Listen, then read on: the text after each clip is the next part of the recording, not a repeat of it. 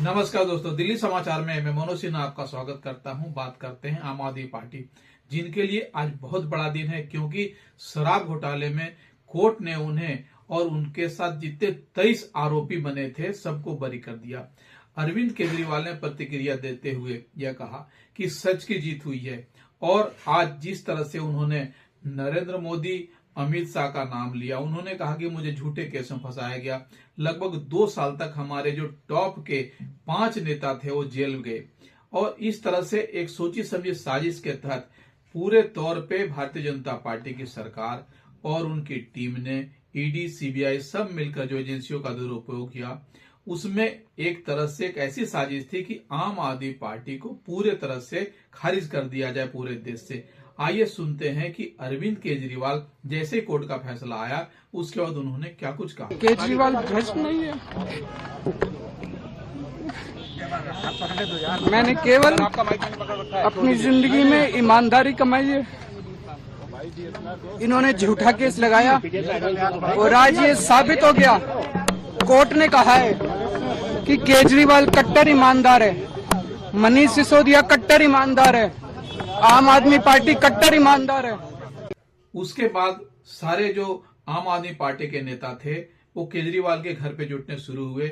उसमें सबने अपनी प्रतिक्रिया दी। सबसे पहले आए सौरभ भारद्वाज, फिर आए गोपाल राय और आतिशी। इन तीनों ने भी बारी बारी से अपनी प्रतिक्रिया दी और सबके बीच एक मत बात थी कि किस तरह से भारतीय जनता पार्टी ने उन्हें अपनी एक सोची समझी रणनीति के तहत शिकार बनाया है। और सबने एक बात कही कि पूरे देश में आज संविधान की जीत हुई है, सच की जीत हुई है। आइए सुनते हैं। सब लोग समझदार लोग हैं। अब आप इस बात को समझिए, ईडी के पास अपने पैर नहीं है। ईडी जो है एक ऐसी संस्था है जो व्हील चेयर पे है। ईडी के पास अपने पैर नहीं दिए कानून ने, दांत दिए ड्रैकुला जैसे खून चूसने वाले, मगर पैर नहीं दिए। तो ईडी का केस तभी खड़ा होता है जब कोई सीबीआई के अंदर केस हो, एसीबी में केस हो, इकोनॉमिक ऑफेंस में केस हो। तो क्या करती है ईडी? ईडी कहती है भाई कोई भ्रष्टाचार का मुकदमा दर्ज हुआ है, अगर भ्रष्टाचार हुआ है तो मनी लॉन्ड्रिंग तो हुआ ही होगा। समझिए, तो मनी लॉन्ड्रिंग तो हुआ ही होगा। तो मनी लॉन्ड्रिंग का मुकदमा दर्ज करके सीबीआई से तेज ईडी दौड़ने लगती है। 600 जगह छापे मारे ईडी ने, दिल्ली में, पंजाब में, गुड़गांव में, हैदराबाद में, बॉम्बे में, बेंगलोर में, सब आपके चैनलों पे छपता था, सब चलता था। एक जगह कहीं पे आपने बरामदगी देखी हो कि 1 लाख रुपए मिल गया हो, कहीं पे किसी के पास एक प्लॉट मिल गया हो, मनीष सिसोदिया जी के पास फ्लैट मिल गया हो, अरविंद केजरीवाल ने कहीं पे एग्रीकल्चरल लैंड खरीद ली हो, किसी की बेनामी खरीद ली हो? कुछ नहीं, कोई कुछ नहीं। सोचिए 10 साल कोई आदमी मुख्यमंत्री रहा, उप मुख्यमंत्री रहा, 1 लाख रुपए की रिकवरी नहीं हुई, मगर उसके बावजूद भी मुकदमा चलाया गया।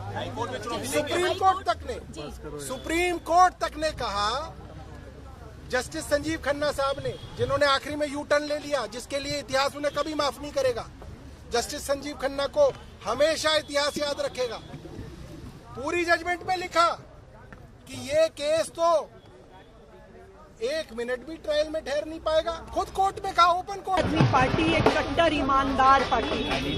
अरविंद केजरीवाल एक कट्टर ईमानदार नेता है। मनीष सिसोदिया एक कट्टर ईमानदार नेता है।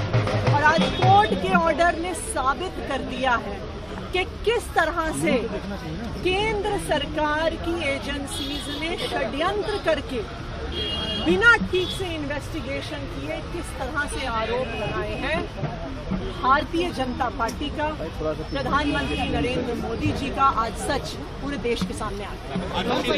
दोस्तों, अभी आपने सुना आम आदमी पार्टी के नेताओं को, जिनके लिए आज कोर्ट का फैसला एक किसी संजीवनी से कम नहीं है और एक तरह से जो हाशिए पे चले गए थे आज फिरकर उभर कर सामने आए हैं और लोगों से बातें कर रहे हैं और एक जश्न सा माहौल है। हमारी चर्चा दोस्तों जारी रहेगी, तब तक आपसे आग्रह कि हमारे चैनल को देखते रहें और लाइक, शेयर और सब्सक्राइब जरूर करें। धन्यवाद।